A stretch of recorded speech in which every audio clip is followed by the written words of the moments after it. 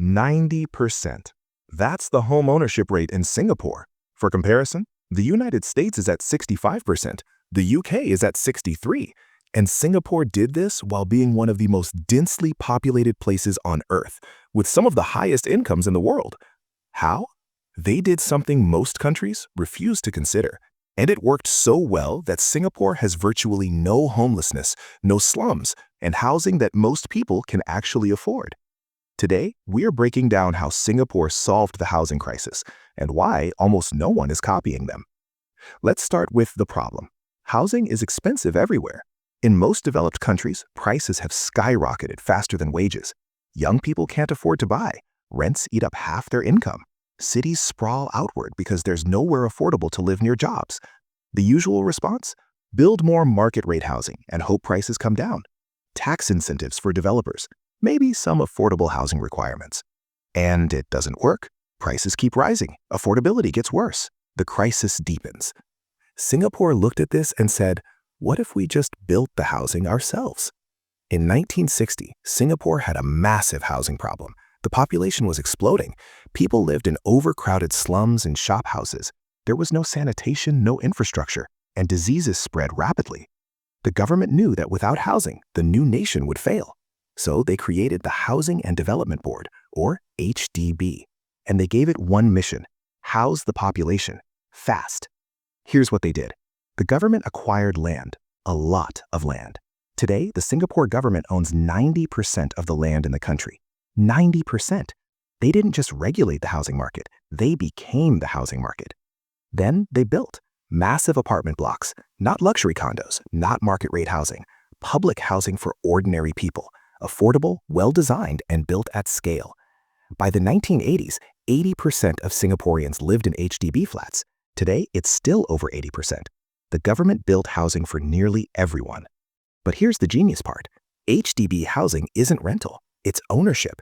Singaporeans don't rent from the government, they buy their apartments, but at prices far below market rate. How? Let me explain. When you buy an HDB flat, you're not buying it on the private market. You're buying it from the government at a subsidized price. The government sells the flat to you for less than it costs to build. They take the loss because housing people is the goal, not profit. And because prices are controlled, an HDB flat might cost $200,000 while a private condo nearby costs $1 million. Same location, massive price difference. So why doesn't everyone just buy HDB flats and sell them for profit?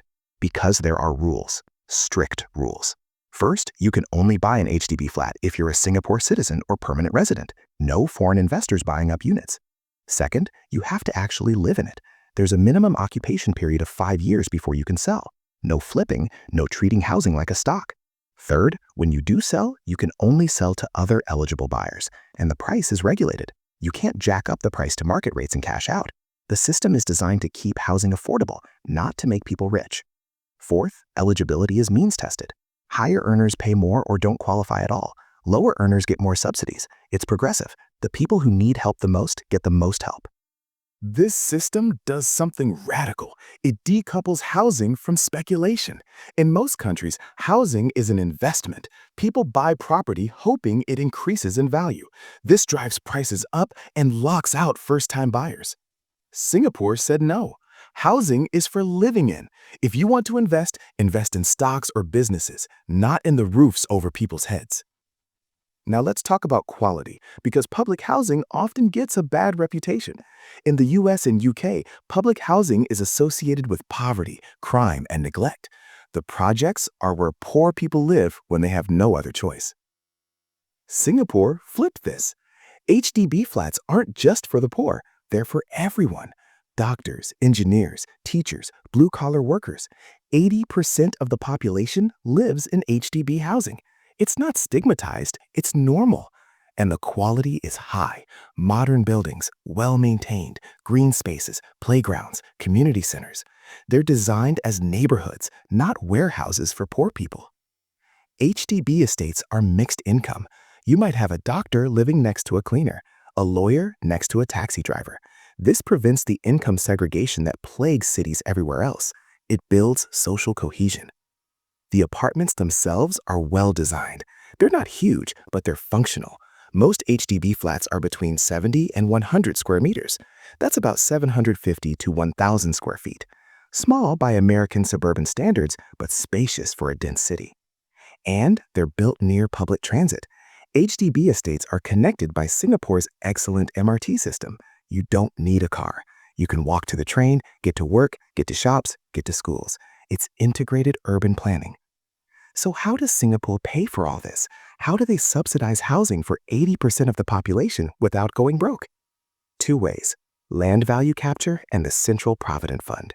First, land value capture. Because the government owns the land, they control its value. When they build infrastructure like a new train line, property values around that line skyrocket.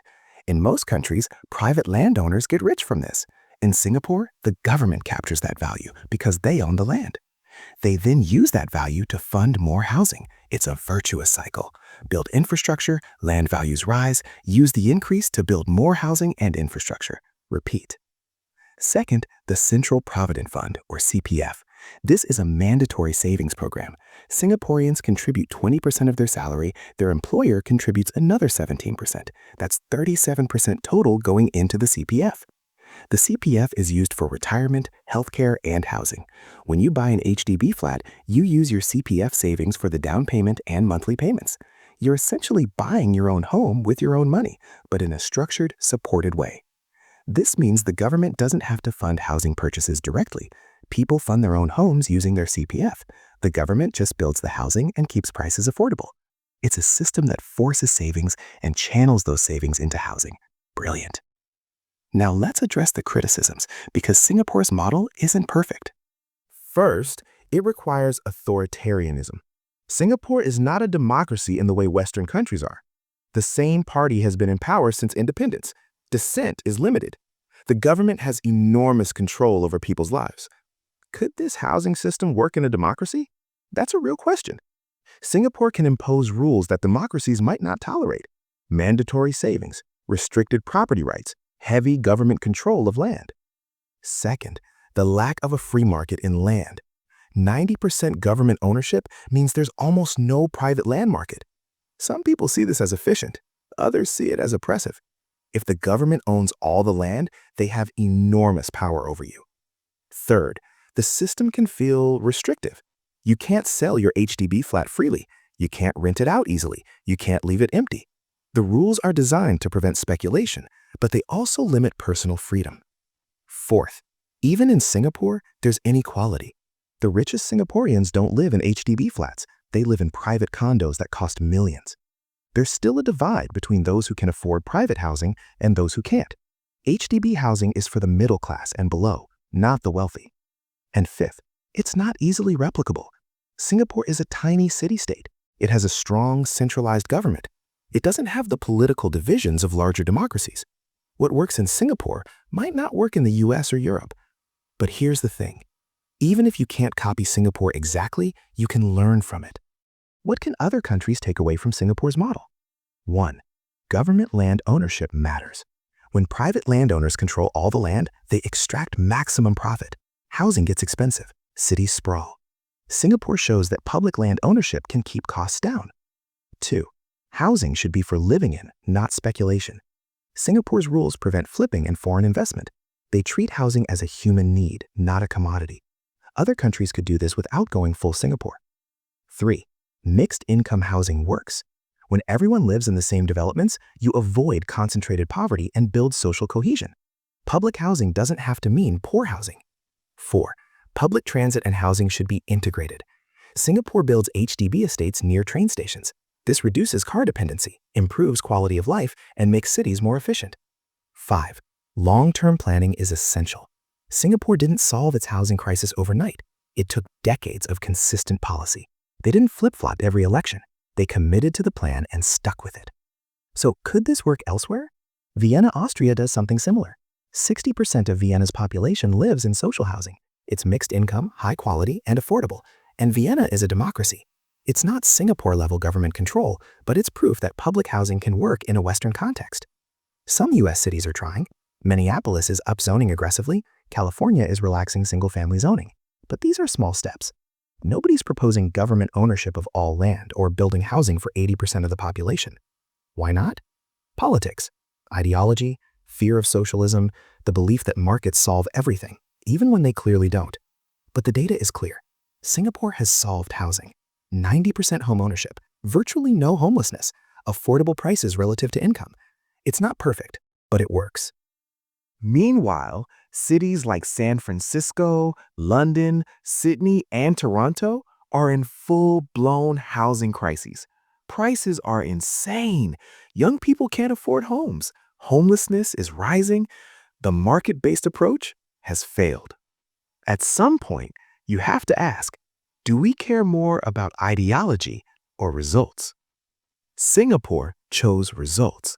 They built a system that houses their people. It requires trade-offs, less freedom in some areas, more government control, but the outcome is undeniable. Here's the bottom line. Housing is a market failure in most developed countries. Prices rise faster than wages, supply can't keep up with demand, investors treat housing as a financial asset, not a place to live. Singapore fixed this by taking housing out of the speculative market. They built massive amounts of public housing, sold it at cost to citizens, and prevented speculation. The result? Affordable housing for nearly everyone. Is it replicable? Maybe not exactly, but the principles are sound. Public land ownership, housing as a human right, not an investment, long-term planning, mixed income developments.